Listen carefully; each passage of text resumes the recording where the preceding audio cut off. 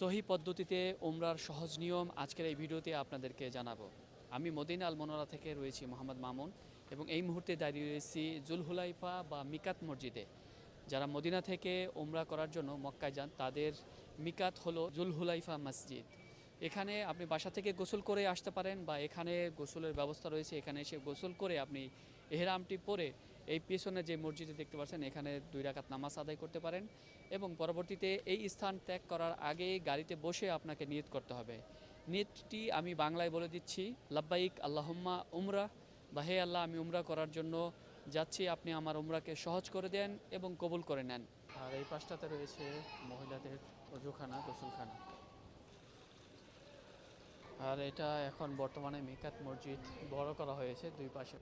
আর এই বিশাল মাঠটি দেখতে পাচ্ছেন, এটি হলো বর্তমানে কার পার্কিং। এখানে কিন্তু পেইড ভার্সন, আপনাকে গাড়ি পার্ক করে ভিতরে প্রবেশ করতে হবে, এবং এখানে দেখবেন আপনি কোন নাম্বার গেট দিয়ে প্রবেশ করে, এবং সেখানে আপনি ফিরে আসবেন। আর যাদের স্যান্ডেল বা উমরার বিভিন্ন জিনিসপত্র দরকার হয় তারা এখানে কিন্তু সব কিছু পেয়ে যাবেন। দেখতে পাচ্ছেন এখানে উমরার এবং অন্যান্য যাবতীয় সব কিছুই কিন্তু এখানে পাওয়া যায়, ব্যাগ, বেল্ট এবং স্যান্ডেল সব কিছুই।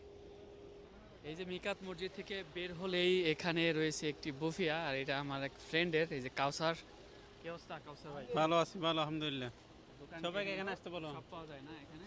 বাংলাদেশি হলে ডিসকাউন্ট। এই পাশে দেখা যাচ্ছে এখানে একজন সৌদি মহিলা, তিনি চা, কফি এবং গ্রিন টি এগুলো বিক্রি করছেন। আলহামদুলিল্লাহ, এই মুহূর্তে আমাদের হাজি গ্রুপ নিয়ে আমরা মসজিদ আল জুল হুলাইফার প্রান্তে দাঁড়িয়ে আছি। রওনা দিচ্ছি আল্লাহর ঘর বাইতুল হারাম মক্কাল মুকাররমায়। সো আমরা এখন সবাই উমরার জন্য রেডি, এবং আমরা নিয়ত করব লাব্বাইক আল্লাহুম্মা উমরা। হে আল্লাহ, আপনি আমাদের উমরাকে কবুল করে নিন এবং সহজ করে দিন। এখন আমরা গাড়িতে বসবো এবং গাড়িতে বসে বসে তালবিয়া পাঠ করব। লাব্বাইক আল্লাহুম্মা লাব্বাইক, লাব্বাইক লা শারীকা লাকা লাব্বাইক, ইন্নাল হামদা ওয়া নি'মাতা লাকা ওয়াল মুলক লা শারীকা লাক। পুরুষরা এই তালবিয়াটি একটু জোরে সোরে পড়বে এবং মহিলারা আস্তে আস্তে পড়বে।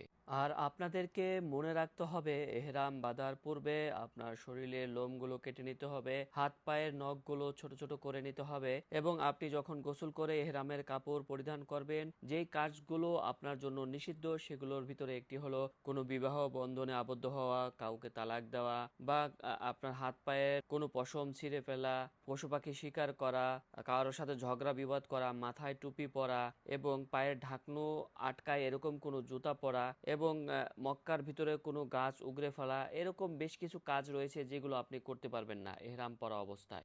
আপনাকে